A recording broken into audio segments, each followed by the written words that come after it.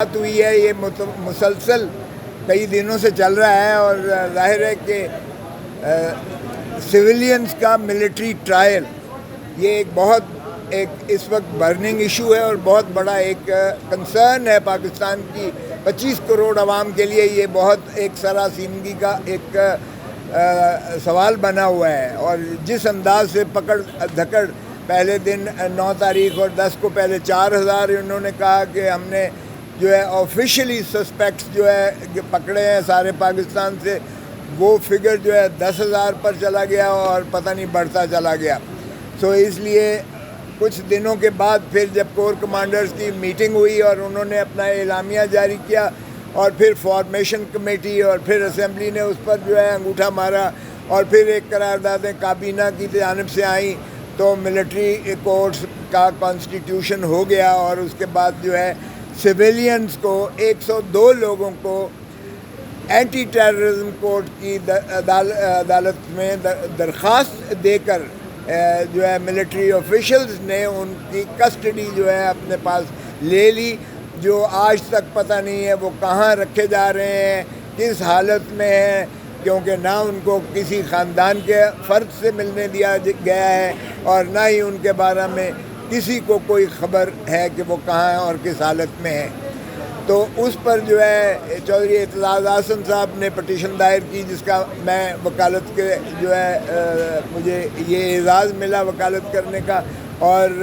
سلمان راجہ صاحب کو بھی میرے ساتھ یہ وہ کہتے ہیں جی نا کو چیئرمین تو یہ کو وکیل ہے اس میں میرے ساتھ. تو یہ ہماری بحث کے بعد آج کے دن جو تھی بحث عزیر بنڈاری صاحب کی، جو ایک ان کی اپنی نالج تھی جس میں انہوں نے آج کے جو ہے دلائل دیے سپریم کورٹ کے 7 رکنی بینچ کے پاس، اور ان کا استدلال بھی یہی تھا کہ سویلینز جو ہیں ان کا جو ہے ٹرائل وہ ملٹری کورٹس میں غیر آئینی ہے، اور جو 1952 کا آرمی ایکٹ ہے اس کی جو شق نمبر 2 اور ڈی ہے، اس کا ڈی کا بھی آگے ذیلی شق 2 جو ہے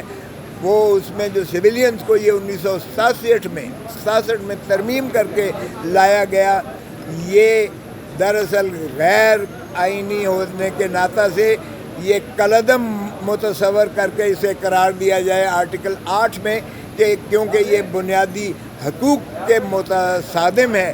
اور آئین ہمارا بڑا واضح کہتا ہے کہ کوئی اگر قانون یا اس کی شق وہ بنیادی حقوق کے متصادم اور منافی ہوگی تو اسے کالعدم قرار متصور کیا جائے گا اور عدالت اس کا قرار واقعی اس پر جو ہے وہ ڈکلریشن دے گی. تو اس لیے یہ آج اسی پر ہوا. تو بحث و تمیز میں یہ آیا کہ اس کی بھی اگر آفیشیل سیکریسی ایکٹ کے تحت جو ہے اس کو اگر وہ کوئی عمل فعل ایسا آتا ہے تو یہ واضح ہوا کہ کسی ایف آئی آر میں نہ کوئی آفیشیل سیکریسی ایکٹ کا دفعے کا اطلاق کیا گیا ہے اور نہ ہی آرمی ایکٹ کے کسی دفعے کا وہاں جو ہے اطلاق کیا گیا ہے. کسی ایف آئی آر میں 9 اور 10 کی کسی ایف آئی آر میں نہ آرمی ایکٹ کا کوئی دفعہ لگایا گیا ہے نہ آفیشیل سیکریسی ایکٹ کا دفعہ لگایا ہے. تو پھر بار بار یہ بات بینچ کی جانب سے پوچھا گیا تو پھر یہ کیا الہام ہوا تھا کہ انہوں نے اتنے دنوں کے بعد جا کے درخواست دے کر اور 102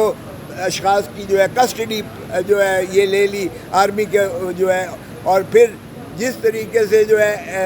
ATA کورٹ نے جس انداز سے شیپشلی بغیر اپنا اپلیکیشن آف مائنڈ کے ان کی کسٹڈی دے دی، اس پر بھی جو ہے ایک سوالیہ نشان آیا. اور آج اس پر بھی سیر حاصل بحث ہوئی کہ دفعہ 549 ضابطہ فوجداری میں کیا وہ میجسٹریٹ یا جو عدالت ہے اس میں اینٹی ٹیررزم کورٹ کی عدالت تھی، کیا وہ چارج فریم کرتے وقت فرد جرم لگاتے وقت اگر وہ سمجھتی ہے کہ کسی آرمی ایکٹ کا اطلاق ہوا ہے دفعے کا، تو اس صورت میں جو ہے وہ کمانڈنگ آفیسر کو یا ملٹری آفیسر کو کسی کی کسٹڈی سویلین کی سپورٹ کر سکتی ہے. تو ابھی تو فرد جرم کی سٹیج ہی نہیں آئی ہے، ابھی تو وہ جو ہے ریمانڈ کی سٹیج بھی نہیں آئی تھی. تو یہ کس طرح سے جو ہے فوجی افسر کو یہ خواب آیا اور ان کو جو ہے وہاں سے کسٹڈی اس کی لے لی گئی ہے. تو یہ بات بھی آئے گی. ایسی صورت میں ہماری جانب سے استدعا یہ تھی کہ ان کو حد سے بے جا میں رکھا جا رہا ہے اور یہ عدالت قرار دے کر ان کو مخلصی دے. ہماری یہ